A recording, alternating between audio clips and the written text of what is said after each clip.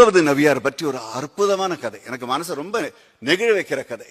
எல்லாம் கொடுக்கப்பட்டது, எதை கொண்டு வர போறோம், எதை கொண்டு போக போறோம், அதை எப்படி அவர் பிராக்டிக்கலா பண்ணார்னா, ஒவ்வொரு நாளும் நபி நாயகத்தின் வீட்டிலே ஒரு காசு கூட மிச்சம் வைக்க கூடாது. இன்றைக்கு இது சம்பாதிக்கப்பட்டால் இன்றைக்கே இது கொடுக்கப்பட வேண்டும், செலவழிக்கப்பட வேண்டும். கடைசியில் கணக்கு போடும் பொழுது ஒரு காசு கூட மிஞ்சக்கூடாது. ரொம்ப தெளிவு, ரொம்ப சந்தோஷம். அவருடைய பிலீஃப் தான். அல்லாஹ் கொடுக்கிறான், ஆண்டவன் கொடுத்திருக்கான் எல்லாருக்கும்.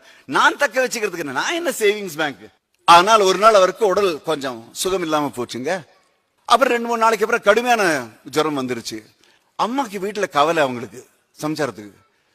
அவங்க சொல்றாங்க, இவர் எல்லாத்தையும் கொடுத்துடுறாரு, நாளைக்கு மருந்து மாத்திரை ஏதாவது வாங்கணும்னா வீட்டுல ஒண்ணும் இல்ல, அதனால கொஞ்சம் காசு எடுத்து உள்ள வச்சுட்டாங்க.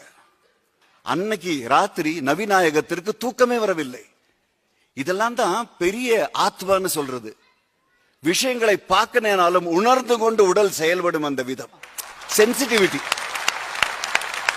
என்னங்க நீங்க தூங்கல, தூக்கம் வரலையே, ஏதோ தவறு இருக்கு.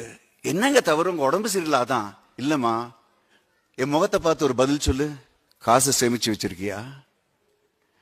பின்ன என்னங்க, ஒரு மருந்து மாத்திரை தவறு செய்து விட்டாய். அவன் இருக்கான் பாத்துக்கிறதுக்கு, நீ யாரு பாத்துக்கிறதுக்கு? வேண்டாம், தயவு செஞ்சு போய் ராத்திரி எவ்வளவு மணி நேரம், 12:30 மணி நாளைக்கு ராத்திரி 12:30 மணி நேரத்துக்கு சொல்றாரு, தயவு செஞ்சு அந்த காசு எடுத்துக்கொண்டு போய் வெளியில யார் இருந்தாலும் பிச்சைக்காரனுக்கு, தயவு செஞ்சு யாரா இருந்தாலும் ஏழைக்கு கொடுத்துரு. வேற வழி இல்ல. காசு எடுத்துக்கிட்டு கதவை துறக்கிறாங்க. அம்மா தாயே என்று வாசலில் ஒரு பிச்சைக்காரன் காத்துக்கொண்டு நிற்கிறான். அசந்துட்டாங்க, புல்லரிச்சு போச்சு, கண்ணுல எல்லாம் ஜலம். விவரம் நான் புரிஞ்சுக்கலையேன்னு காசு கொடுத்தோடனே, அம்மா தாயே, இந்த வீட்டுக்காரங்க நல்லா வாழணும், மகராசனா வாழணும் சொல்லிட்டு போனாங்க. திரும்பி பார்க்கிறார்கள், முகத்தில் அந்த ஒரு மந்தகாச புன்னகையோடு நபிகள் இவரை பார்க்கிறார். பெறுவதற்கு என்று ஒருவன் காத்திருந்தால் கொடுப்பதற்கு அவன் எப்பொழுதுமே தயாராக இருப்பான், நீ கவலைப்படாத.